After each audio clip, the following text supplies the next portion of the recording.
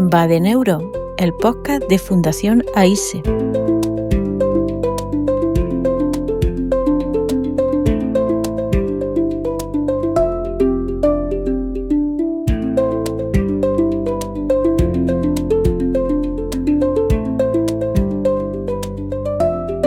Hola, buenos días y bienvenido a un episodio más del podcast de Neuropsicología de la Fundación AISE. Hoy estamos a lunes 16 de junio de 2025 y bueno, nos acompaña Aarón del Olmo.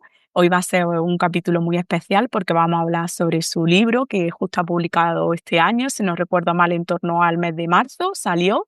Y bueno, ya estamos en el mes de junio y la verdad que parece que el libro está teniendo un exitazo tremendo. Se trata de El cerebro es un cabrón y bueno, es cierto que durante todos estos meses pues Aarón lleva haciendo un recorrido, ¿no?, de presentaciones y de exposición de su libro. Creo que hace poco ha estado en la Feria del Libro de Madrid firmando, ¿no?, que es como lo grande a nivel de España, y yo creo que en general está siendo un manual de divulgación, ¿no?, porque al final es cierto que es un libro de divulgación, pero que contiene información muy interesante y muy relevante dentro del ámbito de la neuropsicología, pues que está teniendo muy buena respuesta tanto dentro de los profesionales que nos dedicamos a la neuropsicología, como también dentro de la gente de a pie, ¿no?, que cada vez quiere conocer un poquito más sobre cómo funciona el cerebro y cómo funciona la cognición. Entonces, bueno, si os parece, voy a presentar a Aarón, aunque muchos de vosotros ya lo conocéis, pero para quien no lo conozca, pues Aarón Fernández del Olmo es neuropsicólogo, es doctor en psicología por la Universidad de Sevilla. También trabaja como profesor y colaborador docente en la Universidad Internacional de La Rioja. Es profesor asociado en la Universidad de Loyola de Andalucía. También es estudiante de filosofía y bueno, es ponente en numerosos congresos, charlas, talleres. Yo creo que es una de las personas que en estos últimos años está haciendo un gran esfuerzo por hacer, ¿no?, que se conozca la neuropsicología, llevar la neuropsicología y el conocimiento de la cognición a todas partes, a asociaciones, a eventos científicos. Es cierto que yo creo que a todos los sitios a los que le llaman allí está Aarón, ¿no?, por ese compromiso que tiene con la disciplina. Así que nosotros desde aquí se lo agradecemos porque creemos que está haciendo una labor encomiable. Y bueno, ya el libro yo creo que ha sido una guinda maravillosa a todo esto, porque es cierto que bueno, es un formato yo creo muy accesible, ¿no?, de llegar a muchísimas personas y de que mucha gente pues pueda conocer nuestro ámbito. ¿Qué tal, Aarón? Cuéntanos cómo estás. Muy buenas. Pues bien, pues como bien tú has dicho, Paula, pues hasta arriba, ¿no? De movimiento y de cosas, pero muy contento de cómo está yendo todo ahora mismo. Así que bien, bien, como estamos todos atareados, pero bien. Bueno, cuéntanos un poquito en qué proyecto estás ahora, de dónde vienes, que yo sé que vienes ahora de viaje, que ahora es verano, pero creo que también tienes viajes y tienes eventos. Sí. Cuéntanos un poquito para que la gente conozca en qué punto estás ahora mismo.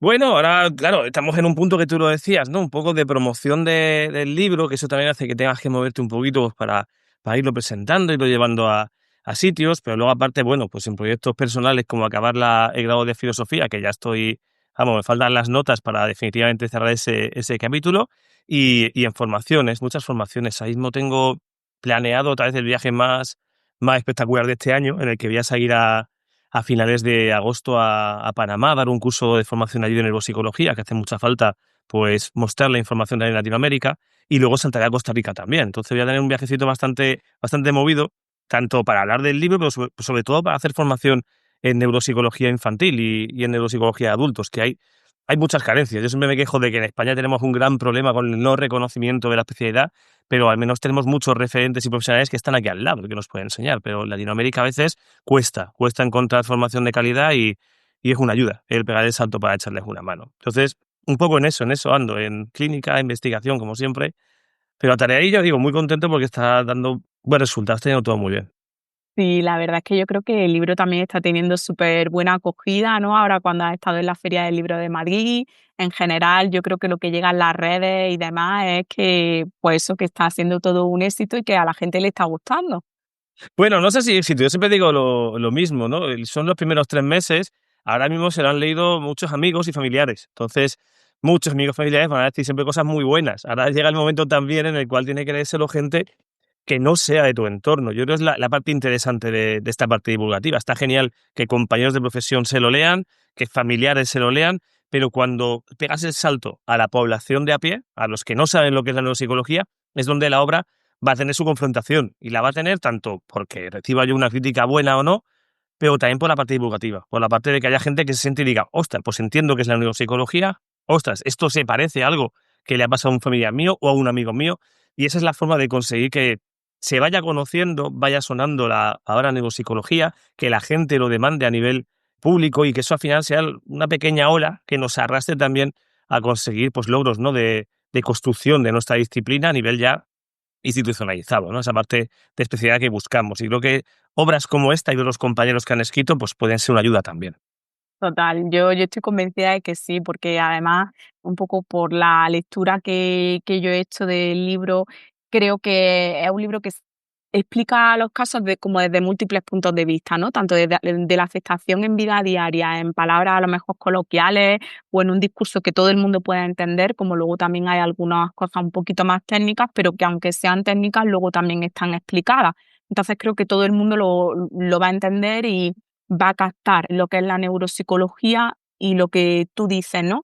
Esa labor de divulgación y de sensibilización que venimos haciendo, ¿no?, durante tanto tiempo, porque es necesario, porque luego vemos cómo la cognición afecta muchísimo en la vida diaria de muchísimas personas y vemos como también hay familias, ¿no?, pues que se ven en algún momento de sus vidas truncadas por algún evento neurológico donde no entienden muchas cosas Ujú. y donde, pues yo creo que tanto tú como yo, como muchos de nuestros compañeros, nos damos cuenta de, a lo mejor son cuestiones que nosotros tenemos como súper claras en nuestra cabeza porque sabemos cómo funciona el cerebro, pero luego hay gente que se ve totalmente desamparada, ¿no? Cuando ocurre esto y que no sabe ni por qué ocurre, ni cómo ocurre, ni qué hacer con eso.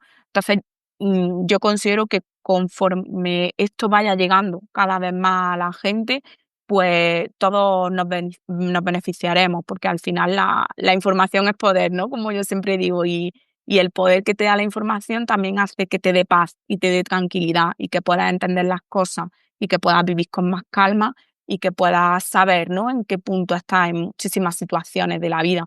Así que yo de verdad creo que tu libro está ahí en esa labor y te agradezco todo el trabajo, ¿no?, que viene por detrás.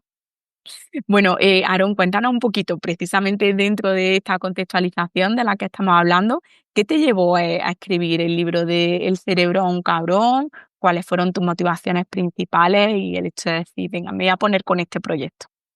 Bueno, pues más o menos va por ahí lo que estábamos comentando, Paula. Por un lado, yo cuando voy a congresos y voy a reuniones me junto con compañeros, pues puede ser tú o cualquiera de los que trabajamos en neuro, y nos contamos cada cosa en los pasillos que tú dices, madre mía, qué caso, qué situación, cómo lo solventaste, cómo saliste de esta.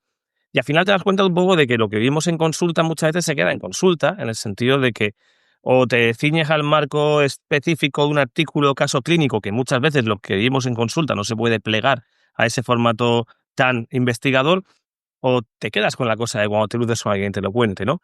Y, y pensándolo dije, bueno, hay cosas que estoy viendo en consulta últimamente que son útiles, son interesantes, sobre todo por la parte más humana, porque si fuera poner dibujos de figuras de rey o poner puntuaciones, pues ya digo, hay muchos formatos para hacerlo. Sino estoy viendo situaciones a cada cual más compleja y a mí me está costando llevarlas, tanto personalmente, para integrar estas cosas en mi día a día, como, ostras, ¿cómo ayudo a esta familia o a este entorno, ¿no? Hay cosas que realmente vas conociendo, como te digo, si hablas e interaccionas con los compañeros. Sí que pensé que era buena idea ponerlo en papel, ponerlo en ese formato libro que también, en cierto modo, me lleva a mi etapa de estudiante y de cuando yo empecé a interesarme por la neuropsicología, porque fue a raíz de un libro, fue a raíz del libro de Oliver Sacks, ¿no?, de El hombre que confundió a su mujer con un sombrero.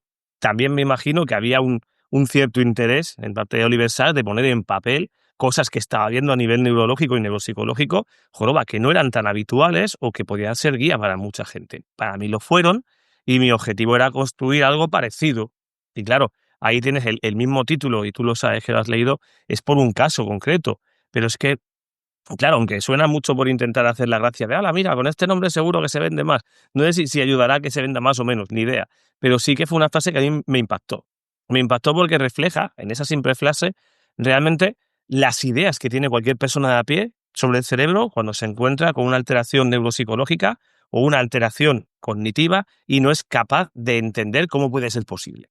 La única explicación que hay es decir, pues que el cerebro será un cabrón, que es malo y que le voy a dar una agencia, le voy a dar la potestad de ser libre y decir, oye, que el cerebro ha decidido hacerme daño.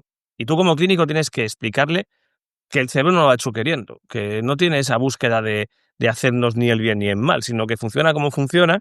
Y como tú bien has dicho, Paula, desde el conocimiento que tenemos como neuropsicólogos y neuropsicólogas, transmitirlo a esas familias va a permitir ser más libres, tener más paz, tener más tranquilidad, entender lo que está pasando. A lo mejor no vas a conseguir curar ciertas cosas, pero vas a conseguir que ese cerebro es un cabrón, se convierta en, vale, con lo que ha ocurrido y sin echarle la culpa al cerebro, ¿qué puedo hacer yo con lo que tengo? ¿Qué puedo hacer con mi madre? Entonces, esa es la idea del título y de la motivación que hay detrás. Yo creo que transmitir información de cómo funciona el cerebro, de cómo funciona la neuropsicología y de personas que se han peleado con lo que el cerebro hace cuando tiene un daño para encontrar las mejores soluciones posibles a su vida.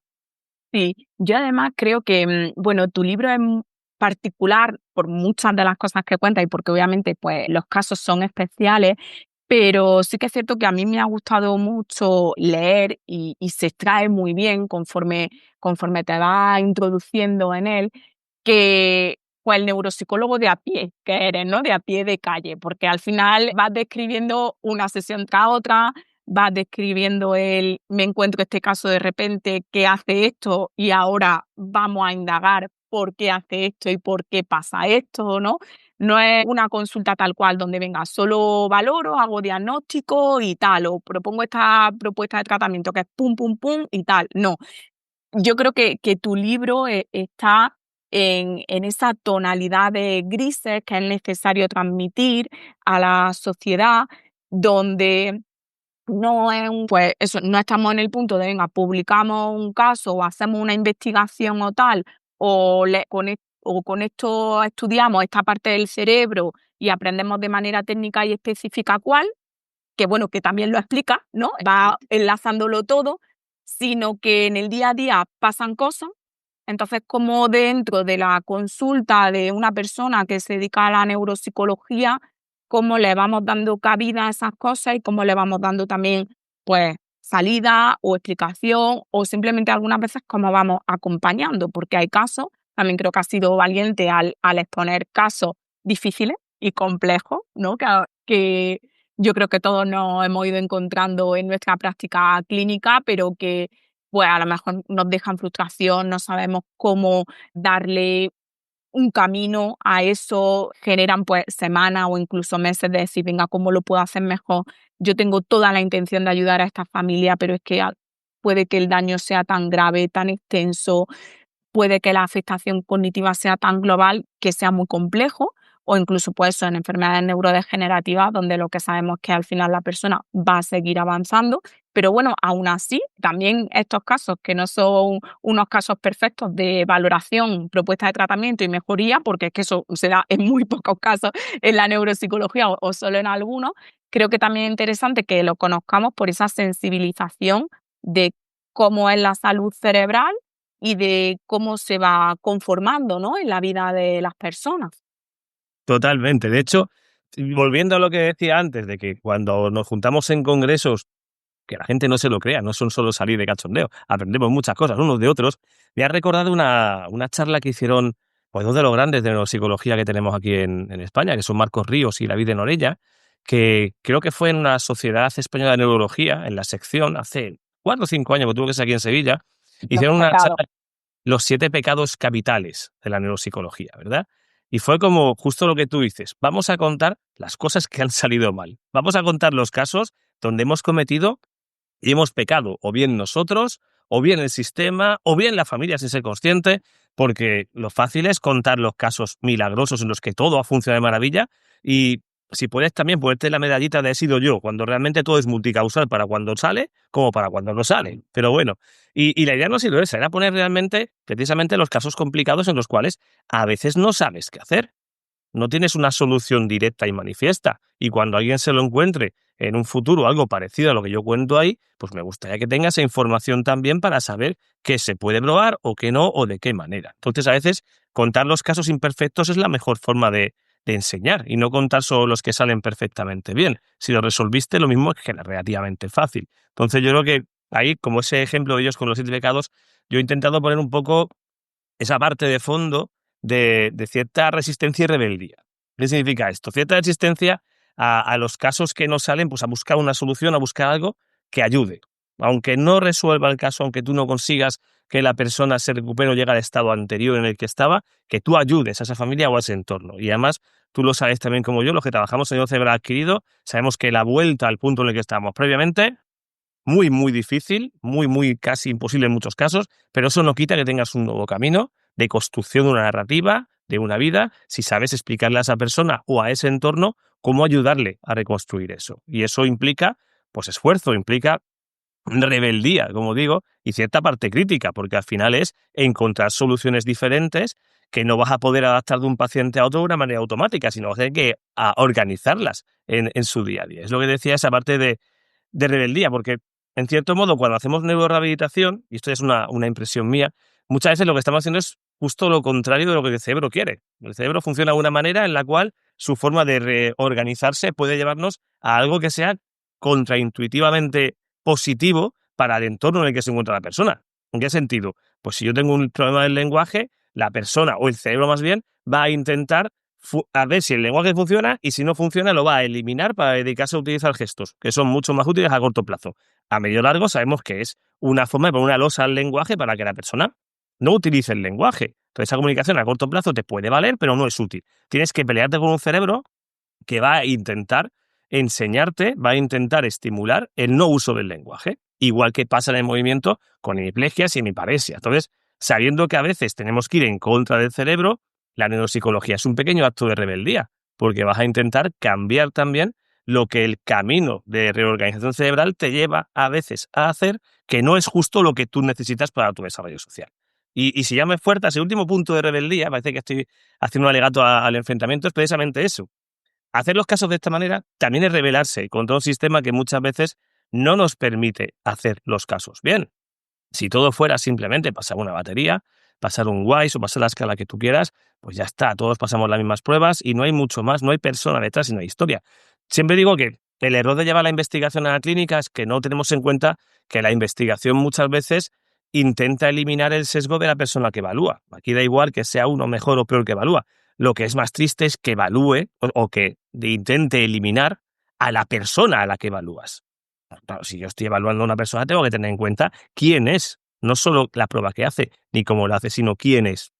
Y eso a veces muchos centros no lo entienden, porque la idea es pasar pruebas rápidas, sacar conclusiones rápidas, diagnósticos con etiquetas y te pierdes toda la historia de la persona, que va a ser la clave también para su rehabilitación. Y por eso durante el libro se va viendo a retazos que no siempre estoy en el mismo centro, no siempre trabajo con los mismos compañeros, pero claro, es que realmente en la vida de la neuropsicología muchas veces uno va pegando saltos de un centro a otro porque el sistema no permite mucha prosperidad en algunos casos, pero eso no te quita lo que tú eres como neuropsicólogo o neuropsicóloga. Y creo que eso es también una cosa vital.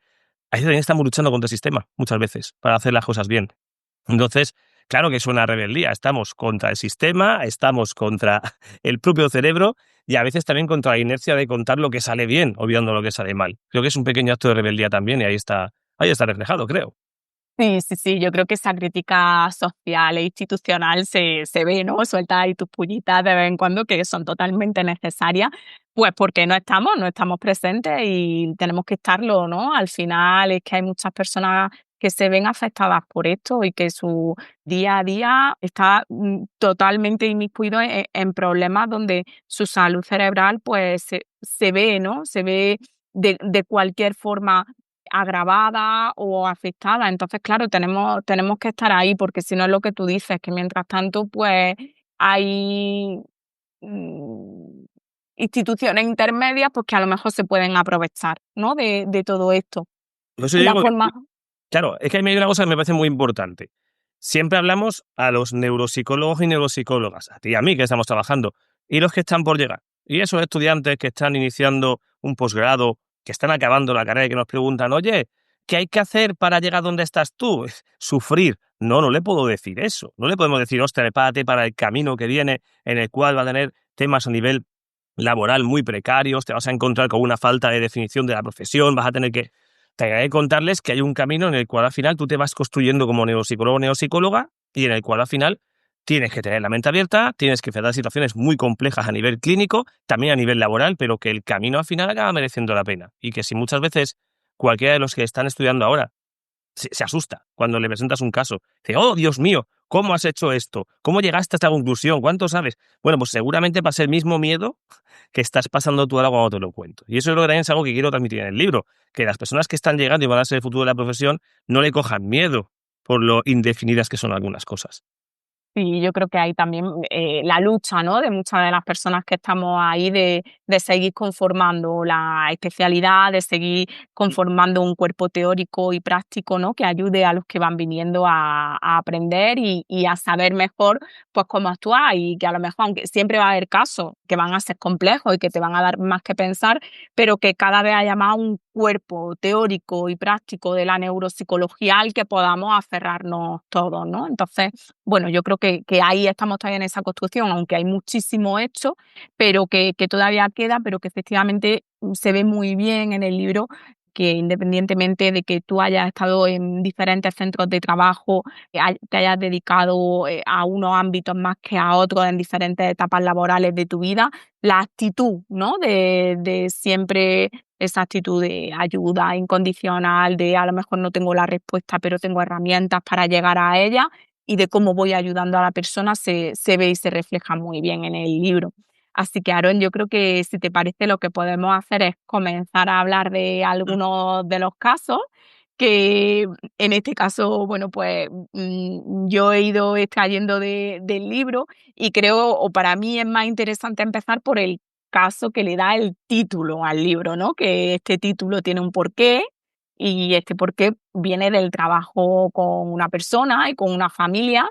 En esta situación se trata de Alicia, Mm. que es una mujer de 80 años, que bueno, tú comienzas a introducir su historia diciendo que, bueno, pues que la familia no se había percatado de grandes cosas en su funcionamiento al principio, a lo mejor la observaban un poco lenta, despistada, algunos olvidos, que Ujú. comenzaba también ella como a notar algunas palabras que se le olvidaban, pero que más o menos se mantenía bien, que yo creo que esto es una dinámica que se ve mucho en el personas mayores, ¿no? Cada vez, pues, como de manera natural compensamos, ¿no? Y generamos estrategias a un curso de deterioro que en algunas ocasiones, pues, lleva a situaciones un poco más complejas, como es el caso que tú presentas de esta mujer, que llega un momento en el que imagino que a raíz de todas estas compensaciones ya fíjate, 80 años, que es una edad bastante avanzada, ¿no? Que aquí todo el mundo diría, uy, pues para 80 años está muy bien. Pero claro, ahí tenemos la tesitura de decir, ¿y si hubiésemos empezado antes, no? ¿Y si tal? ¿Y si hubiese habido un diagnóstico un poco más anticipado? ¿Podríamos haber ayudado de otra forma? En fin, este es un punto complejo que ahora si quieres lo podemos ir hablando. Pero bueno, llega un momento en el que Alicia tiene un problema a la hora de reconocer a su marido, ¿no? Y ella dice, pues, que la persona que tiene delante no es su marido. ¿Puedes desarrollarnos un poco esta historia y todo lo que tú cuentas en el libro de ella?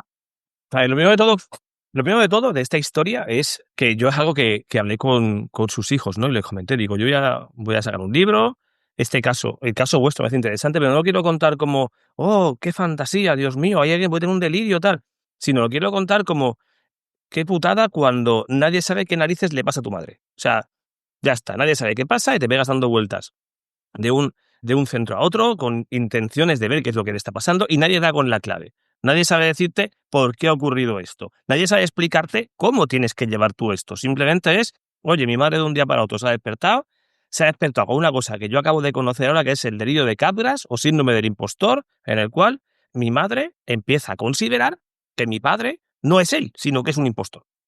Es una persona que le han cambiado. Y además, que la casa en la que estamos no acaba de ser su casa, sino que hay algo han cambiado, que la han hecho muy parecida, pero no es su casa. Al final hay un delirio muy elaborado ahí, de conspiración detrás. Claro, tú te encuentras eso en tu casa y tú no sabes ni de qué va.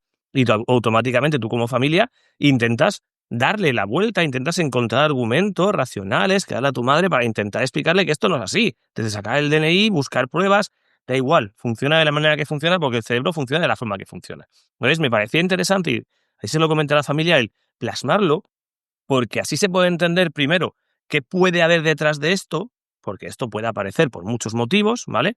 Y también cómo organizarse en el entorno familiar para funcionar. Porque tuvimos la suerte, lo cuento en el libro y así me lo contaban sus hijos y así se veía, de que Alicia era una mujer maravillosamente cariñosa, muy atenta, muy cuidadosa, hasta el punto de ser capaz de no hablar de lo que ella estaba pensando, del delirio que ella tenía, que no consideraba un delirio, solo por no hacer daño ni molestar.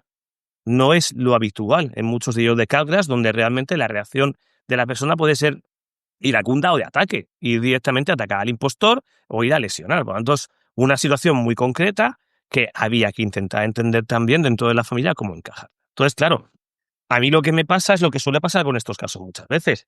A mí me llega una petición de consulta por un síndrome de Capgras y yo me digo, bueno, yo es que soy neuropsicólogo. Yo no tengo claro hasta qué punto yo, con una evaluación neurocognitiva, puedo aportar algo o no. Pero claro, tú bien lo has dicho, tiene 80 años y los neuropsicólogos también sabemos que algunas enfermedades neurodegenerativas tienen detrás la aparición posible de un síndrome de Capgras. Y eso es importante porque si es una enfermedad neurodegenerativa, siempre puedes tener algún tipo de abordaje farmacológico o algún detalle más a tener en cuenta y no quedarte solo con que ha aparecido un síndrome de Capgras o un delirio. Entonces, claro, ahí es donde entra en juego el papel mío como neuropsicólogo, que es recabar la información de todos los signos, todo lo que ha podido ir apareciendo, todo lo que nos encontramos en una persona en la que todo lo que parece estar importando es el delirio, la falta del problema de identificación. Bueno, habrá algo más debajo que se esté ignorando, porque claro, cuando llegas a una consulta con ese delirio, pues como siempre, y como digo en el libro, creo que digo así, el delirio no te permite ver el bosque. Ah, un delirio. Pues vamos a ese problema. ¿Hay algún otro problema? No, es que no puede haber nada más grave que esto, ¿no? Entonces, tirando de la cuerda, lo que nos encontramos es que a esta mujer le dio de repente, 2 años antes del inicio de este síndrome, apareció o se le presentó una diplopia. Así, pum, de repente, con 78 años, empiezas a ver doble. Y tú dices, claro, esto puede ser algo ocular, pero normalmente cuando ya sabes y manejas neurología, sabes que puede ser algo de origen neurológico y que por tanto puede haber alguna degeneración de áreas que tengan que ver con la integración visual, sobre todo posteriores occipitales, posteriores laterales derechas en un momento dado, la zona parietal, toda esta ruta de integración visomotora. Oye, esto es un signo de algo, ¿vale? No es una diplopia, pongo una gafa y arreglado.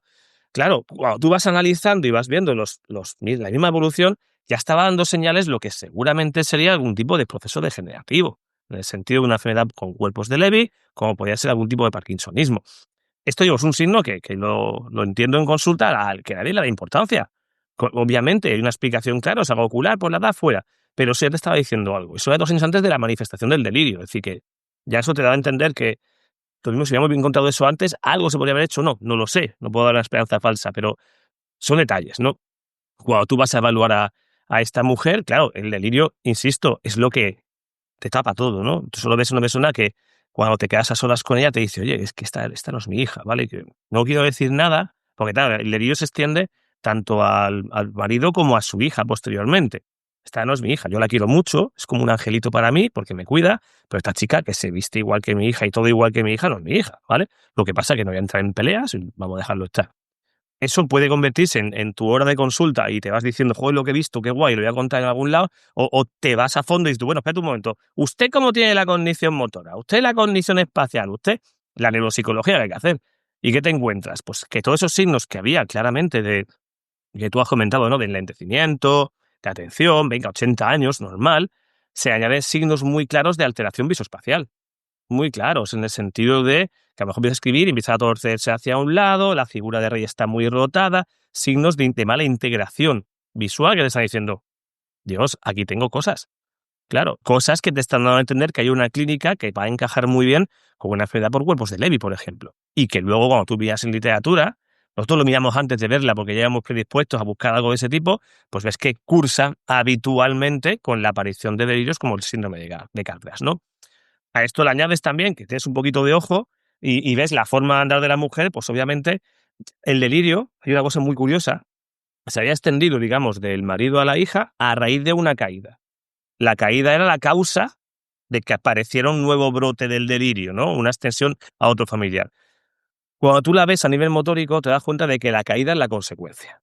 ¿La consecuencia de qué? De una degeneración en el control motor voluntario, de un problema que linda, el de parkinsonismo, linda cuerpos de Lewy, donde es tú una mala integración motora, ves problemas y signos motores en su evaluación que te dicen, esta mujer se ha caído porque no tiene un control motor.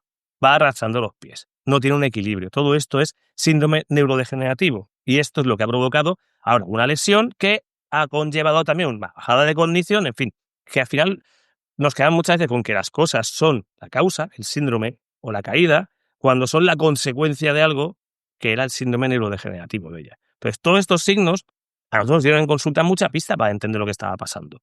Por lo menos para dar la explicación a la familia de, oye, esto viene por una enfermedad degenerativa, además buceas en el historial, ves que hay antecedentes, todo esto viene por esto, no ha aparecido así de la nada. Entonces, la búsqueda de ayuda es otra.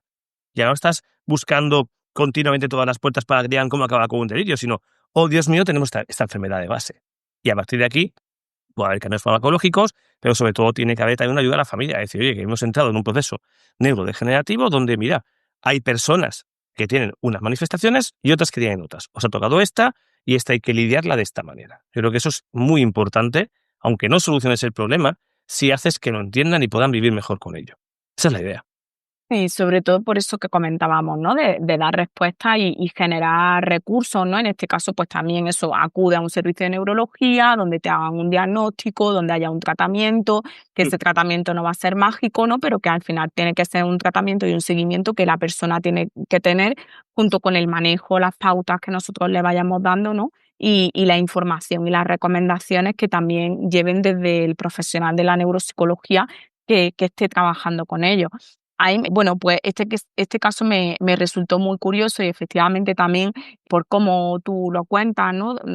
A mí me da como pena, ¿no? Que llegue un momento en el que la clínica tenga que estar como tan florida para acudir, ¿no? Porque lo que tú dices, que antes pasan cosas, pero bueno, también creo que hay que entender a la familia. Muchas veces, precisamente, como no hay una correcta divulgación o sensibilización de cómo funciona el cerebro, pues a lo mejor la gente no sabe cuándo acudir, cuándo no, Pero ellos lo han que hecho son perfecto.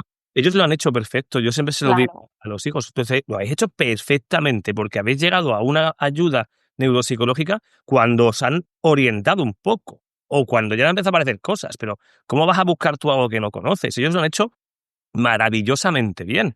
Y en el momento en el que han sabido dónde poder pedir ayuda, la han pedido bien. Entonces, yo muchas veces la familia no tiene la culpa, ni mucho menos de saber interpretar unos signos, pobrecillos, ¿sabes? Y sobre todo tan complejos. Entonces, joroba, me encuentro con familias que lo hacen bien, pero un sistema que no les permite hacerlo mejor. Esa es la clave. totalmente, efectivamente, ¿no? Porque no hay unos recursos disponibles que a ti te puedan dar pistas sobre dónde acudir, ¿no? Y qué hacer. Entonces, efectivamente, pues ya llega un momento en el que cuando las familias se encuentran completamente desbordadas, como es lógico, pues acuden y comienzan a tener respuesta. En el caso de esta familia, pues como tú bien comentas, el delirio de Capgras llega un momento en el que después de esa caída también se extiende a su hija, ¿no? A Macarena, con la que además pues tenía una relación muy especial. Tú cuentas cómo además Macarena a ti te llamaba la atención que iba igual vestida siempre, ¿no? A la consulta por ver si así a lo mejor facilitaba un poco el amargue su reconocimiento, ¿no? El reconocimiento de ella. Entonces, bueno, ¿cómo fue también un poco el trabajo y la perspectiva que tú diste con esta familia en el acompañamiento? Y también si nos puedes contar un poquito, pues, cómo terminó evolucionando el caso de Alicia. Claro, a ver, la clave es lo de siempre, ¿no? Tú a quién tiene. ¿Cuál es tu paciente? El paciente es esta mujer. A quien hay que evaluar es esta mujer. Y cuando se acaba la evaluación ya se tienen que ir para casa, ya está. Porque obviamente cualquier cosa que se salga del paciente ya es como no hay que hacerlo o no entra dentro del presupuesto, no lo sé. En algunos centros me consta que sí. Pero yo tengo la suerte de que en ese momento estaba trabajando de una manera muy a mi bola y cuando yo en ese momento acabo la evaluación de Alicia, ¿vale? Y la acompaño a la puerta y su hijo la coge y se la va a llevar, pues me doy cuenta de que su hija no se va. Su hija se queda y empieza a contarme algo. Y cuando veo que la hija empieza a contarme algo, yo digo, creo que esta mujer necesita hablar, ¿vale? Y claro, a lo mejor, llamadme loco, necesita hablar con alguien que entienda lo que le pasa a su madre. Y como es la primera vez que se lo encuentra, que digo, no soy yo porque yo soy especial, podría haber sido cualquiera de nosotros, ni los psicólogos ni los psicólogas, medianamente bien formados, pero somos pocos, estamos poco reconocidos. Entonces, cuando encuentras a uno, quieres hablar. Y obviamente te vas a consulta con ella. Y entonces te encuentras la otra cara de lo que ocurre. Porque si el cerebro de una persona es una herramienta para adaptarse al mundo de forma flexible, esa es la definición, ¿no?, de lo que se supone que hace el cerebro, ¿no? Adaptarse, ¿no? Y esta mujer, Alicia, no puede adaptarse, su adaptación es incorrecta por fallos, todo el entorno que está alrededor de ella tiene que reorganizarse para cubrir lo que no adapta a ella. Y claro, algunas de las formas de reorganizarse no son las correctas porque no tienen el conocimiento suficiente. Un ejemplo, primero que me comentó la hija, ¿no?, Macarena, cuando nos sentamos fue, hemos ideado un plan para quitarle sufrimiento a mi madre. Mi madre de vez en cuando expresa dónde estará su hija. Soy yo, ¿eh? Pero da igual, yo ya lo tengo asumido que a mí no me va a ver como su hija. Entonces, ¿cómo le quito sufrimiento? Porque al final, a veces la escuchamos que dice, oye, pues que ¿dónde está mi hija? ¿Estará bien? ¿Quién se la ha llevado? Vamos a hacer una videollamada con ella para decirle que yo estoy bien, desde lejos, ¿vale? Que todo está bien y no hay ningún problema. Claro, automáticamente tú dices, si la lógica es buenísima, porque le quita sufrimiento. La pregunta es, ¿funcionando como funciona este delirio no será una forma de alimentarlo más?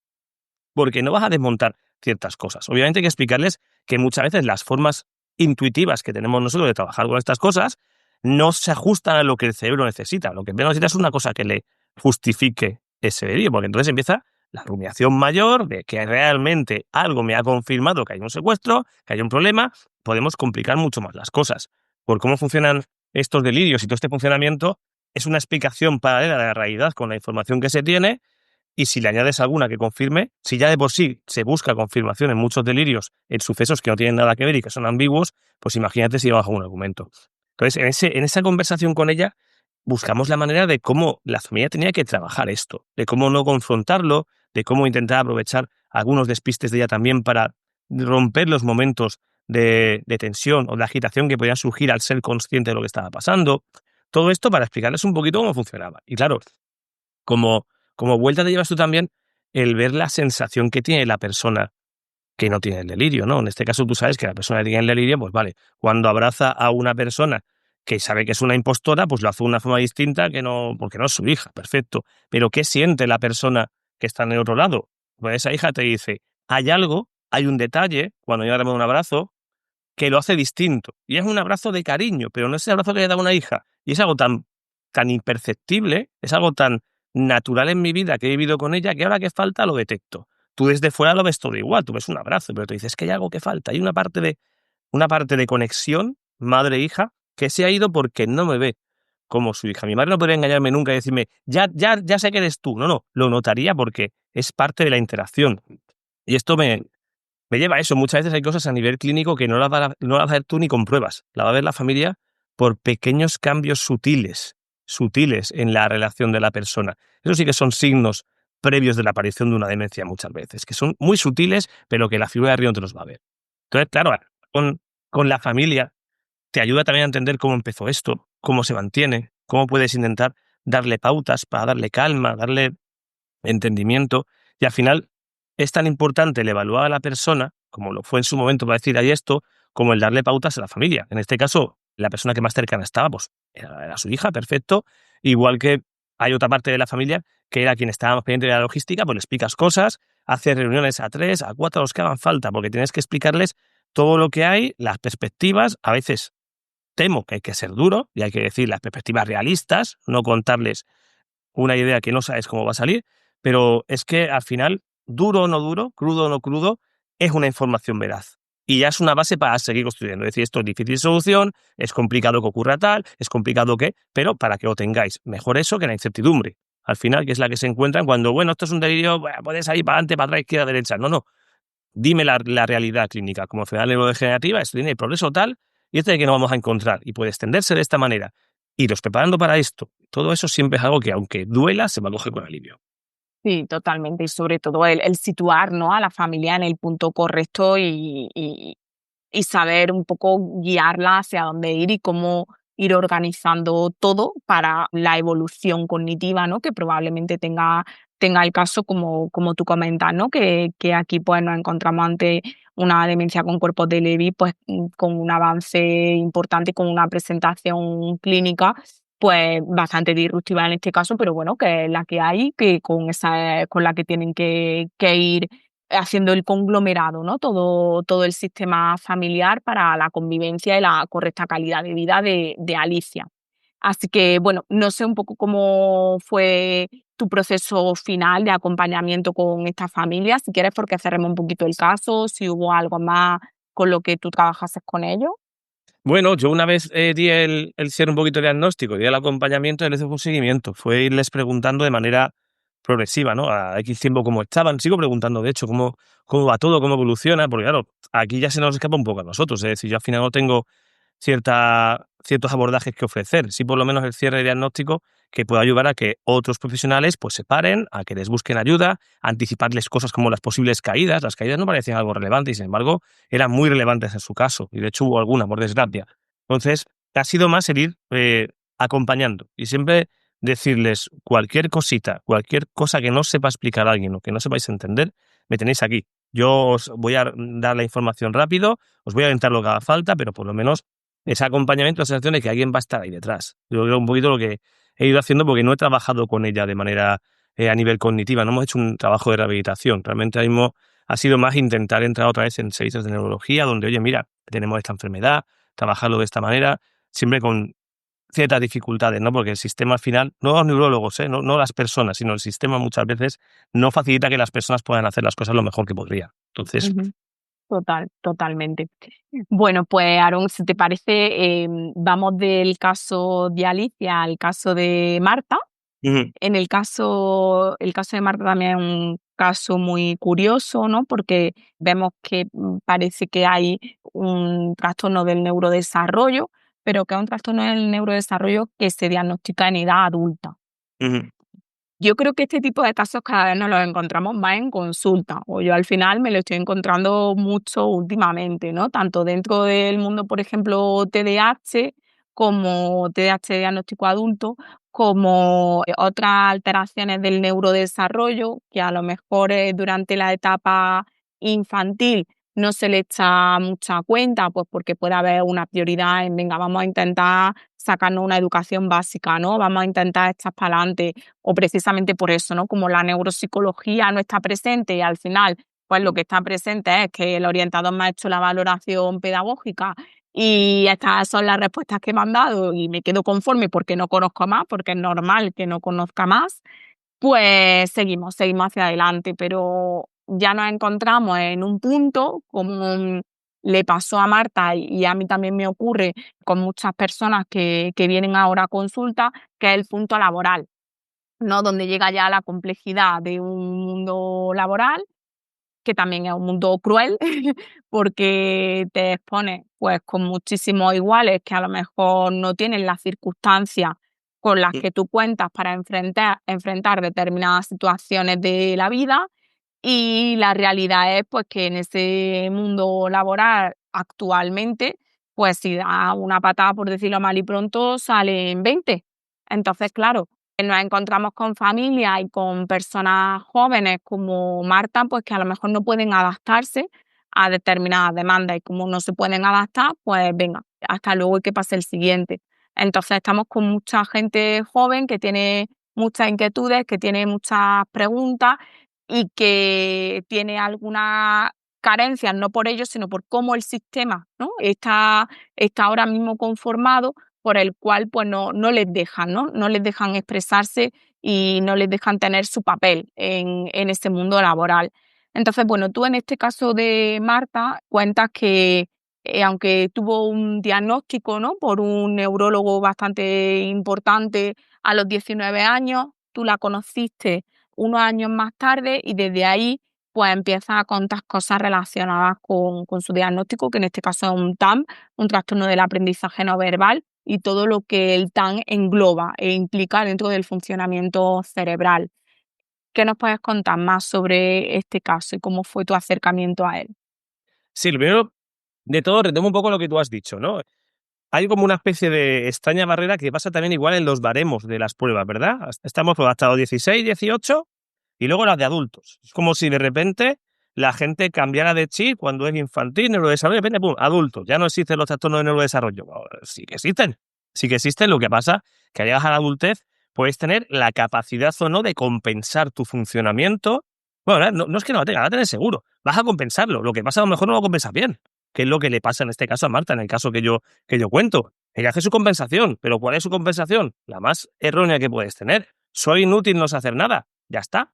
Como tengo un trastorno X y siempre me ha venido el feedback de que soy inútil, no puedo hacer nada, y se me ha puesto la etiqueta de discapacitada así en la frente para siempre, pues mi compensación a esto, ¿cuál es? Evito cualquier tarea porque soy una inútil discapacitada. Y decirlo con estas palabras no es por hacer que tenga más contundencia, es que es lo que decía ella. Esa es su frase. Hola, yo soy una discapacitada. Digo, bueno, tendrás un nombre, ¿no? Obviamente la pobre que decía, si es que llevo toda la vida, cuando yo la conocí con 33, recibiendo el feedback de que soy una discapacitada, no soy capaz de hacer nada, soy una inútil, yo me pones un juego cualquiera en la tablet para hacer de estimulación y yo me pongo a llorar porque soy inútil y no sé hacer las cosas. Porque nos olvidamos que las personas tengan mayor o menor capacidad cognitiva, que habría que debatir eso, sentimientos suelen tener, ¿sabes? Pero en el caso de ella, pues eso es lo que pasó. Y esto un poco retomando lo que tú dices, por desgracia, es algo que nos encontramos ahora mucho en consulta. Cantidad de personas con 25, 30, 35 años que vienen a consulta en busca de un diagnóstico que explique pues todo lo que han pasado. A ver, yo entiendo que el diagnóstico no es que explique todo, pero está claro que si tu interpretación de la realidad se basa en yo soy tonta, soy una inútil, soy lo que sea, yo, porque no valgo, ¿vale? Pues al final tienes a construir una capa de baja autoestima, de depresión, de ansiedad, que luego a lo mejor se puede ver a que tienes unas dificultades en cognición social, por ejemplo, en un TEA, en control de impulso, en un TDAH, en cognición espacial, en un TAM, que han modificado tu relación interpersonal con la gente.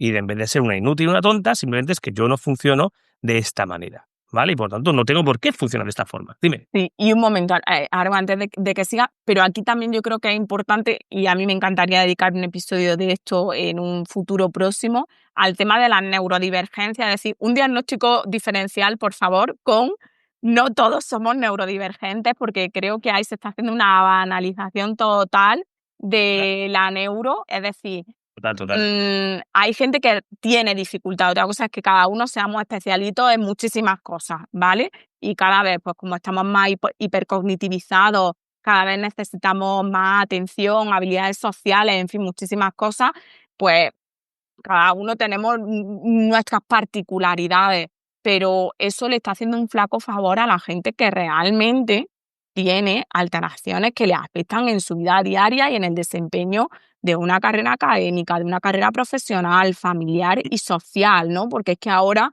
salen como champiñones, ¿no? Parece todo esto. Entonces, ahí también creo que le tenemos que dar un poco de sentido. Hay que centrar el tiro. Hay que centrar el tiro. Neurodivergencia hay que decir que diverge de lo neurotípico. ¿Qué ha pasado con el concepto neurotípico? Se ha ido encogiendo cada vez más. Ha llegado un punto en el que lo que nos encontramos como la normalidad es una fina línea, que todos sabemos siempre que la normalidad no es una línea y un patrón así cerrado, sino que es una dispersión que hay, y eso es muy estadístico, en torno a lo esperable. Y dentro de esa dispersión hay gente que es más o menos hábil sin tener un problema. El problema es que cada vez se ha ido acortando más y reduciendo más la normalidad, lo que ha dado lugar a dejar que todo lo que no sea así ya sea divergencia. Bueno, es que existen las desviaciones típicas intermedias y hay gente que es buena y mala en ciertas cosas sin ser un trastorno. Yo cuando hablo en todo momento de personas con alteraciones cognitivas de ese tipo, estoy hablando de personas que manifiestamente tienen un déficit en ese funcionamiento y no se debe solo a, ay, se me da mal reconocer emociones, o hay gente mejor y peor. No es mal de, ay, me desorienta a veces con el Google Maps. No, yo hablo de personas que a lo mejor tienen problemas de cognición espacial tan severo que cualquier movimiento, por incluso zonas súper conocidas de su entorno, supone un problema. Izquierda-derecha, por ejemplo, orientarse, rotar mentalmente información, con fallos en cálculo mental severos y groseros, cosas que no te vas a encontrar después en alguien que, bueno, pues sea más o menos sabio. Pero como tú bien dices, ahí hay que hacer un centramiento de eso, ¿vale? Y en esa lucha estamos, es decir, ni podemos irnos al extremo de la normalidad es una línea que solo cumplen dos personas, ¿vale? Ni tampoco al extremo contrario de no, todo es asequible y todo encaja. Entonces hay un gran problema con esa, para mí, con la definición de neurodivergencia. No digo que no sea necesario que exista ese tipo de forma de entenderlo, sino entender que, oye, que dentro de la normalidad hay una desviación y que no tienes por qué ser especial. Si tienes alguna dificultad en algo, como la tenemos todos, nadie es perfecto en todo, ¿vale? Luego está el punto en el que si es algo realmente que te ha provocado sufrimiento, en el sentido de dificultades que no se van a adaptar fácilmente. Yo me llevaba mucho más a esa idea, Paula, sobre todo por lo que te decía. Hay cierta parte de, de la forma de evaluar que ha sido muy machista siempre. Ha buscado el perfil del TDAH, el típico TDAH masculino, el típico TEA masculino, el típico TAM masculino. Claro, llega una muchachita que tenga un perfil TEA, una muchachita con perfil TDAH y no se ajusta al masculino, entonces no tiene nada. Es que es floja, es que es torpe, es que es insegura, es que es histérica. Todas esas cositas que nos rasgamos las vestiduras cuando hablamos del siglo XIX finales y demás, todavía se han reproducido por aquí mucho. Entonces, muchas mujeres con 25 o 30 años necesitan entender su funcionamiento cognitivo porque algunas tienen realmente un funcionamiento atípico que ha condicionado su vida, pero ha quedado como es que es usted un poco loca. Y te encuentras con depresiones, ansiedades, cosas. Otros casos no, otros casos sí. Yo creo que es muy importante tenerlo en cuenta. Y en el caso de Marta es que funciona muy parecido, porque es como, esta es tonta, ya está. Esta es tonta, esta no hay nada que hacer, la quitamos de en medio y ya está. No, Marta tiene unas capacidades X y otras no. Y las que no tiene funcionando bien están tapando mucho la capacidad que tiene ella. Y para que encima sea más divertido, lo hemos tapado con una autoestima muy baja. Pues esta chica sola no va a arrancar. Sola no se va a enfrentar a tareas. Y es lo que le pasaba a nivel laboral, que ella, en cualquier trabajo en el que estuviera, ¿cómo se encontraba? Pues perdida, porque era como, vale, yo tengo un problema de perfil de funcionamiento tipo TAM. Es decir, soy muy mala en la cognición espacial. Por tanto, a mí las orientaciones, vale, sí, tú dices, bueno, pues ya está, pues no pasa nada, te hago un mapa y te mueve. No sería solo en eso. En el perfil TAM lo que te ocurre es que esos fallos tempranos visoespaciales y de integración visoespacial visomotora conllevan muchos problemas para ciertos conceptos que tú y yo manejamos como si fueran fáciles, ¿verdad? En el sentido de el tiempo, por ejemplo, la organización temporal, el saber establecer cuánta distancia hay de un sitio a otro, el tiempo que me va a llevar. Un cambio de horario para mí es súper fácil de hacer y para ti también. Y sin embargo, para alguien con TAM es como, no entiendo el concepto reloj, no entiendo el concepto tiempo, no entiendo el cálculo. Pues obviamente eso va a condicionar y te va a destrozar la vida laboral si tengo un trabajo muy cambiante. ¿Y dónde empieza Marta a trabajar? En una empresa de trabajo temporal. Entonces, hoy tienes este horario, mañana tienes este otro, te cambio 2 horas, te subo 2 horas, ansiedad, soy inútil, no puedo, no llego, y algo que podía hacer en un trabajo concreto, que podía hacer muy bien, no era capaz de hacerlo porque no había capacidad para adaptarse a los cambios de horario. Simplemente. No es que no pudiera trabajar, es que esa petición de ese tipo de trabajo no era lo que le convenía a ella. Entonces, claro, ya con ese hándicap, a mí lo que me llega es una petición de tengo una hija o una sobrina con 35 años y es que no sabemos qué hacer con ella a nivel laboral. Y es muy buena niña, muy buen comportamiento, pero es que, es que le haces así un poquito y rompe a llorar, porque no es capaz de entender cómo hacer las cosas. Es una discapacitada. Así es como empieza el caso, así es como me llega a mí. Y así es como empiezo a trabajar con ella. Objetivo número 1, desmontar esa sensación de que no puedo hacer nada. Porque si tú conoces el perfil cognitivo de funcionamiento en este caso de Marta o de perfil tal, tú sabes que hay cosas que sí funcionan y que pueden funcionar bien y que puedes compensar. Entonces le enseñas a descubrirse a sí misma resolviendo tareas de forma correcta. Creas un lugar seguro, una alianza terapéutica y te sabes mucho de la parte neuro a la parte de psicología. No se nos puede olvidar que los neuropsicólogos, neuropsicólogas somos psicólogos antes de nada. Entonces te da esa parte, pero por un motivo que decía muy bien Josh Pligatano, que es uno de los grandes de la neuropsicología mundial, ¿no? Decía, es que las personas que tienen que hacer psicoeducación con daños cerebrales son los neuropsicólogos, que para eso los entienden bien. Entonces, claro, tú entendiendo cómo funciona ella, empiezas a diseñar formas de que resuelva las tareas, de que coja estrategias, de que intente aprender a hacer cálculo. Le vas dando la sensación de que tiene más capacidad de lo que ella piensa. Solo que, y que cale muy bien el mensaje, el mundo no se está adaptando a cómo funciona ella.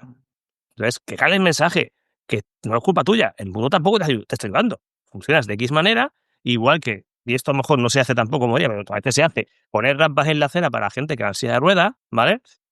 Y no siempre se hace, y ya sabemos que hay animales que cogen las plazas de discapacidad y las ocupan, ¿vale? Eso ya es materia aparte. ¿Cómo se hace una accesibilidad cognitiva para alguien con estas dificultades?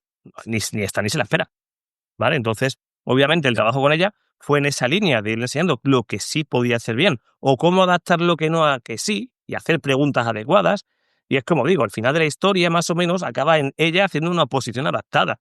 Una oposición adaptada que, oye, no lo hubiera no se le había planteado en la vida haber hecho una posición, estudiar. ¿Cómo voy a estudiar? Soy una inútil. Bueno, pues esta inútil lo que tiene que encontrar es la forma de aprender a estudiar, de aprender a organizar la información. Y la ha aprendido a base de confrontarse con una persona, que soy yo en este caso terapeuta, que tengo una forma de hacer las cosas que tampoco le valía. La mía no valía, pero fuimos juntos, yo la fui acompañando a encontrar la forma en la que ella se plantea cómo resolver las cosas. Y manifiestamente clara la diferencia, manifiestamente clara. Entonces, claro, eso es una cosa que a ti te da mucho, hay mucha sensación de que en algunas personas con algunas discapacidades, ahí la clave va a estar en enseñarles a cómo organizar las cosas un poquito mejor y a cómo funcionar mejor. Entonces, Sí. en el libro lo que cuento es cómo ella se presenta a esta historia, ¿no? Lo diré, a esta historia de la oposición de discapacidad, cómo la prueba, porque en el libro no lo cuento, pero ya sé yo el resultado, ¿vale? Se ha quedado en bolsa y cómo ha dicho, oye, voy a continuar otro año más estudiando. Ya en la academia es la persona, estoy no está en el libro porque esto es lo nuevo, es la compañía de referencia. Todos los que están de primer año le están preguntando a ella cosas. He dicho, es que de repente, Aaron, me he visto de ser una inútil, me decía otro día, me lo decía hace una par de semanas, de ser una inútil a ser la que está enseñando y ayudando a los compañeros. Sí, ¿cómo es esto posible? Digo, porque tienes mucha más capacidad de lo que tú piensas. Pasa que el mundo te estaba diciendo que no injustamente. Un poco esa es la idea. Mm, sí, totalmente. Además, claro, bueno, en cada capítulo, con la excusa, entre comillas, de presentación de cada caso, aprovechas pues para dar una fundamentación teórica, ¿no? Y un poquito más explicativa de todos los casos que vas comentando. En el caso de Marta, pues efectivamente hablas de ese gran olvidado, como puede ser el hemisferio derecho y de todas las funciones cognitivas, ¿no? Que se encarga de procesar el hemisferio derecho. A mí me resultó también muy llamativo cómo describe esa primera sesión con Marta y cómo le plantea dentro de la tablet hacer una tarea que en un principio para nosotros es muy sencilla, de una unión, ¿no? De números en orden ascendente a través de una pantalla táctil, pero como ella pues se bloquea en este caso pues por un componente probablemente multifactorial, ¿no? Tanto de todas esas cosas que se pueden ver implicadas en esa espacialidad, ¿no? De derecha, el orden numérico que a lo mejor nosotros lo tenemos súper automatizado, pero a lo mejor en el caso de Marta no estaba ahí tan integrado, más luego todos esos aspectos de personalidad, ¿no? Que ya directamente pues me bloqueo ante una situación que puede ser novedosa, ¿no? O me cuesta, pues, hay un momento en el que tú dices, ya de repente hubo un punto en el que Marta empezó a hacer preguntas, ¿no? Eso también refleja mucho Sí, la capacidad de aprender a aprender y de cómo, oye, todos nos vamos a enfrentar a situaciones en las que no vamos a tener la respuesta directa, pero precisamente eso es lo lógico y lo normal y lo natural de la vida, que no siempre tengamos yo creo que ahora también con este mundo hiperinformatizado donde todo es un sí o un no, una respuesta súper rapidísima de Google, no nos damos cuenta cómo al final nuestra capacidad humana de evolutiva y de adaptación la hemos logrado porque hemos hecho preguntas y porque había muchas cosas que no sabíamos cómo hacer, pero gracias a cuestionarnos cosas y a abrir opciones en nuestra cabeza, hemos empezado, ¿no? A comenzar a saber cómo resolverla. Entonces, a mí me parece, lo primero, creo que ese punto de que creo que todo neuropsicólogo tiene que enfrentarse a él, tiene una tarea que te crees que es súper fácil y de repente que te encuentras a un paciente que no sabe cómo hacerla, entonces tú ahora tienes que saber explicar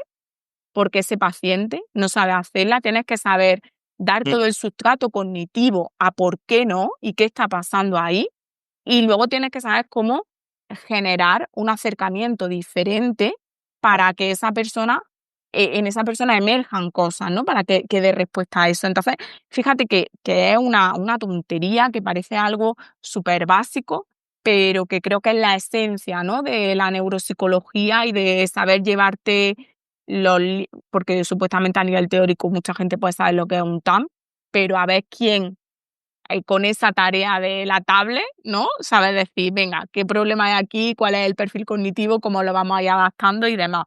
Entonces pero, yo creo, a ver, esa es la clave, digo, que justo, porque antes te decía, hay que luchar contra el cerebro, ¿verdad? Muchas veces. Cuando tienes un perfil TAM, tu automatización es deficiente, te cuesta. Pero no quiere decir que no automatices, automatizas mal. Ya tienes que pelearte con un cerebro que ha automatizado mal para que automatice de otra manera o para que ponga herramientas de otra manera. Y esa es la clave que tú estás diciendo. Justo ahí, si tú te das cuenta de cómo hace las cosas con un automatismo mal generado, buscas la alternativa y le enseñas a encontrar la forma diferente. Totalmente. Entonces, yo creo que eso, que al final el cómo vas desentrañando tú todos estos pequeños aspectos y cómo le sabes dar la relevancia en el libro y describirlo, creo que ayuda mucho, ¿no? Aprender de qué pasa en una consulta de neuropsicología y de cómo es el día a día, en la sesión a sesión del trabajo con pacientes. Así ¿Se que, puede bueno, compartir pantalla, Paula? ¿Es habitual que os pidan compartir pantalla aquí directamente en un podcast? pues no, pero lo hacemos en un momento. Te tengo que hacer Digo anfitrión, para que tú veas la idea, yo creo que se va a ver muy claro, porque dio la casualidad ya de, puedes. de que yo a Marta, claro, la llevo trabajando mucho tiempo con ella, y le hice una figura de rey, la típica, ¿no? Alguien con un fallo visoespacial, ¿cómo va a estar la figura? Pues visoespacialmente mal. Entonces tú dices, las figuras, las tareas que hacemos tienen que reflejar las mejoras, ¿verdad? Entonces, si tienen que reflejar las mejoras, ¿podríamos conseguir que ella mejore a nivel visoespacial? Sí, como para que haga la figura bien. A lo mejor la clave es enseñarle a hacerse las preguntas correctas. Yo por eso, el otro día, le hice la figura un par de años después de haber trabajado con ella. No es que haya mejorado a nivel visoespacial, pero yo creo que es muy llamativo, si te fijas aquí, y lo vais a ver, cómo hizo la figura hace 2 años, ¿vale? Con unos claros fallos visoespaciales, ¿veis? En el sentido de las distancias, tal cual, que es muy del perfil TAM, ¿vale? ¿Y cómo me lo hace ahora? Y yo no lo he entrenado, yo no he entrenado la figura ni nada por el estilo. Lo que pasa es que ella se ha parado y ha dicho, tarea nueva, tarea difícil, ¿cómo organizo yo esto? Estas preguntas que se ha hecho aquí, no se las hacía aquí. Esa es la clave de cuando enseñas a alguien a funcionar. Como yo no puedo, o a mí no me han enseñado a aprender con mis competencias, que las tengo, pero no son las habituales, como me han enseñado a aprender con ellas, he necesitado que alguien me enseñe a abordar cualquier tarea nueva. Y de repente, pues pareciera que la persona tiene una recuperación espontánea de un daño cerebral. ¿Qué va? Simplemente ha dicho, ¿cómo me puedo organizar mejor? ¿Qué tengo que resolver? Y esto es lo que, viendo una figura, que la figura nos importa poco para el día a día, es lo que le pasa. Digo, hay que estudiarse de texto. Espérate, ¿cómo lo puedo organizar? Yo antes no lo hacía así. Antes iba con mi discapacidad por delante para que ya todo fuera mal. Pues ahora la he dejado a un lado, voy con mis capacidades por delante. Ese ejemplo de la figura para mí fue decir, pues no ha mejorado tanto visualmente, pero entiende cómo organizar las cosas para poder resolver lo mejor que puede con lo que tiene. Para mí fue Claro, grandísimo. sobre todo porque, bueno, el perfil del tal le va a acompañar siempre, ¿no? Va a estar siempre ahí, pero la cosa es como con lo que tengo ahora, pues puedo adaptarme de una manera diferente a situaciones que antes me generaban una complejidad y un no poder enfrentarla, que ahora a lo mejor sí puedo, ¿no? De alguna forma, pero puedo sacar herramientas, ¿no? Y estrategias para darle respuesta.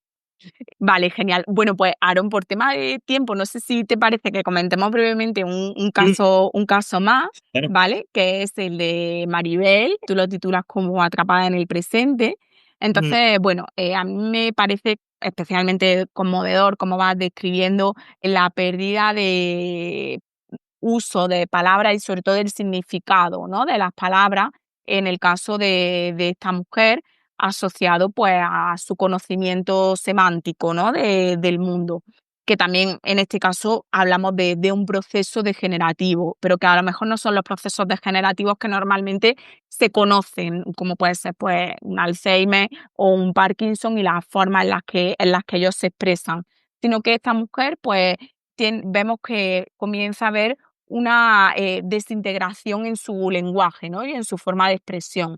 Hay algo que tú dices sobre este caso, que es que pone en especial relevancia no, no solamente el cómo el cuánto se cuentan las cosas, ¿no? Sino también el cómo, ¿no? Cómo le damos forma al lenguaje y a las palabras.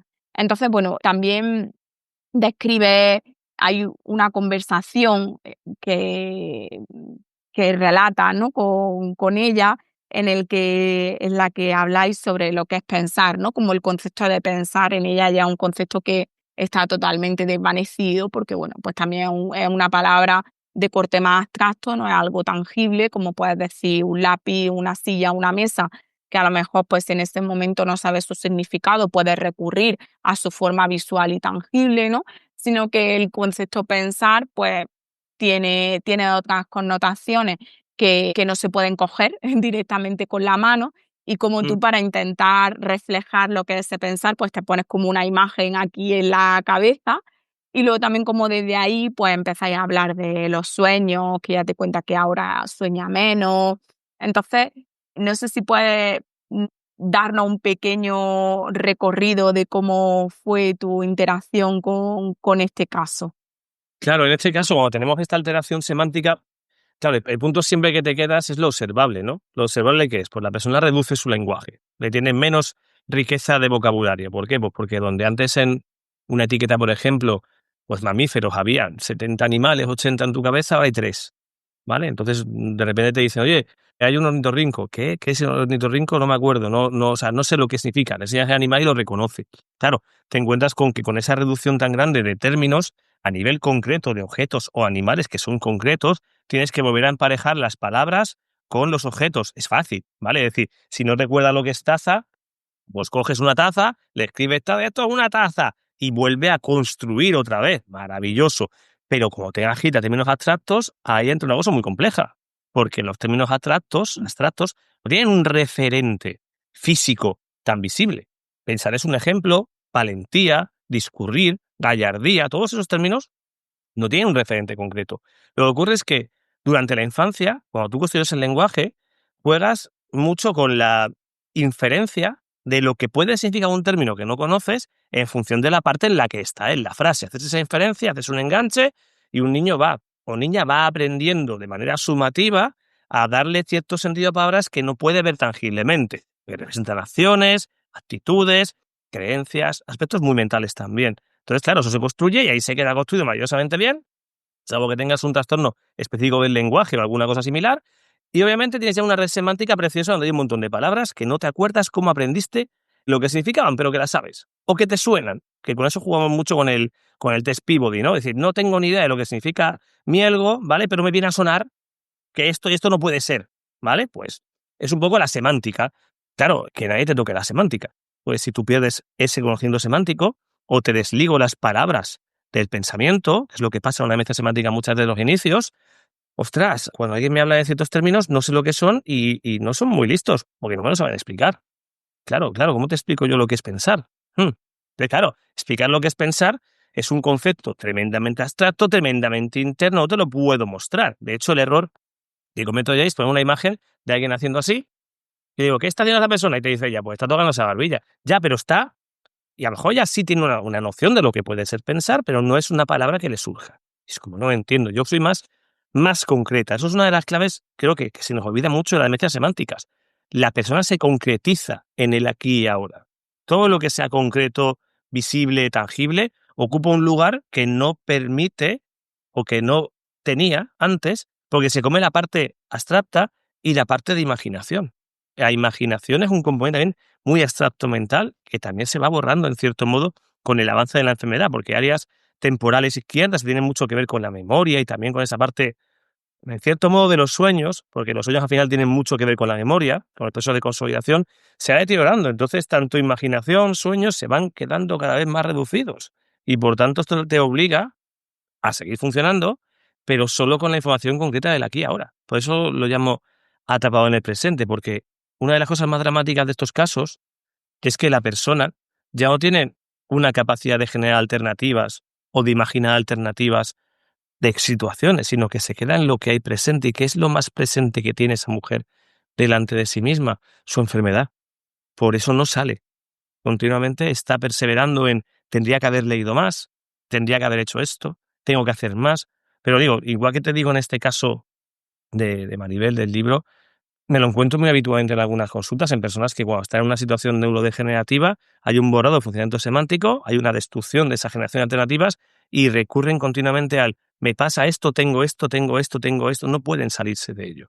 Eso es una perseveración no tanto de tipo ejecutivo como de falta de abstracción y de generación de alternativas. Y eso hay que tenerlo en cuenta porque a veces es una falla también, porque no es ni mucho menos voluntario. Sí, a mí me parece muy curioso ese perfil inhibitorio, ¿no? Que suele acompañar al funcionamiento de estos pacientes, ¿no? Que efectivamente creo que es muy secundario a esa falta de semanticidad y de poder tener una temporalidad, ¿no? O un seguimiento de determinadas cosas en el lenguaje.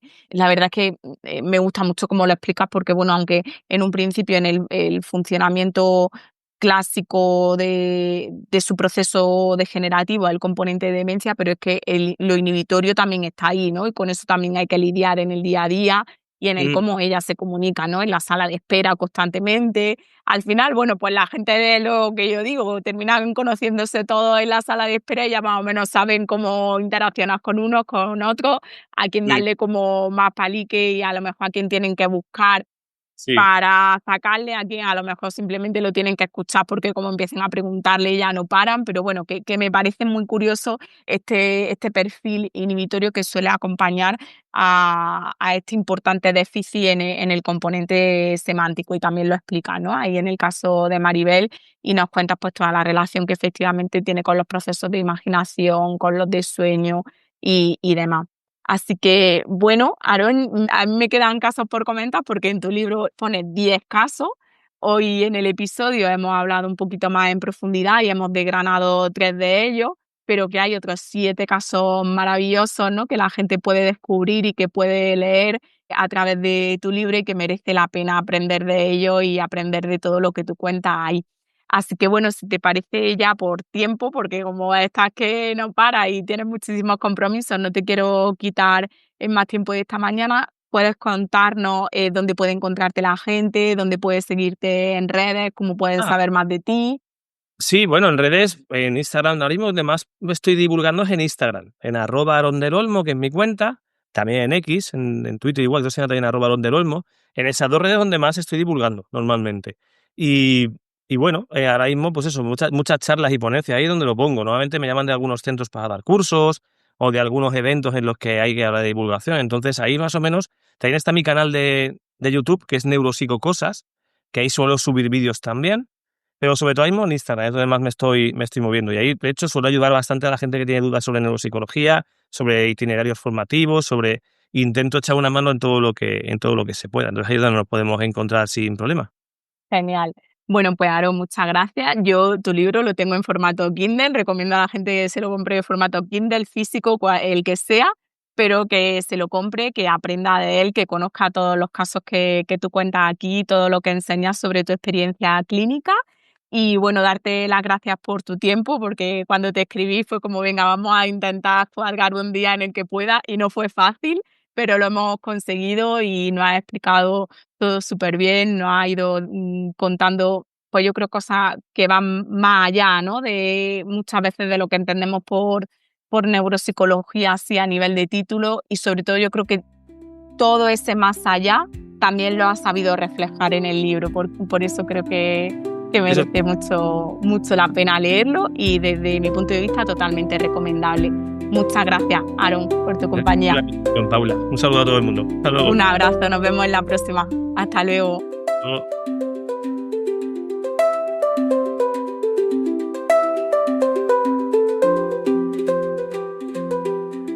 Neurociencia, del caos a la sinergia.